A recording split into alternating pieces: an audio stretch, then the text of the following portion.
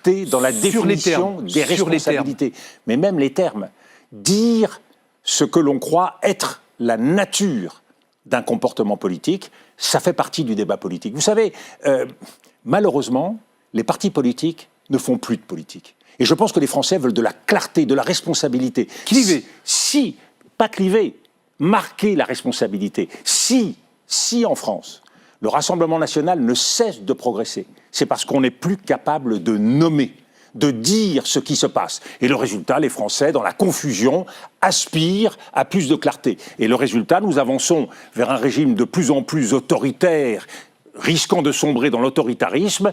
Ce n'est pas la réponse qui doit être apportée. En clair, à l'heure qu'il est, ce soir, vous donnez le bon point à Sébastien Lecornu.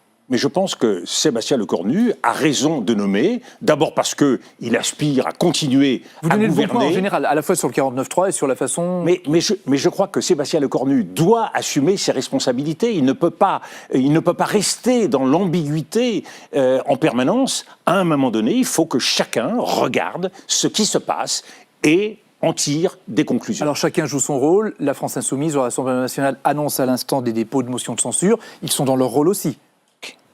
Ils sont dans le rôle d'une opposition. Mais moi, ce qui m'intéresse, M. Letellier, et c'est bien pour ça que je rentre dans la politique à nouveau, après 18 ans, c'est qui défend les intérêts des Français ?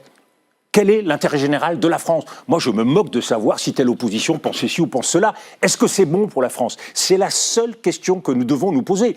Nous allons parler tout à l'heure de la situation internationale, du contexte mondial. Mais regardez la gravité des choses. Est-ce qu'il est normal que notre classe politique soit là à couper les feuilles en quatre et à tergiverser pour l'adoption d'un budget qui est indispensable au fonctionnement de notre pays ? Alors en effet, on va parler de la situation internationale. J'en profite pour saluer Thierry Fabre qui nous a rejoints.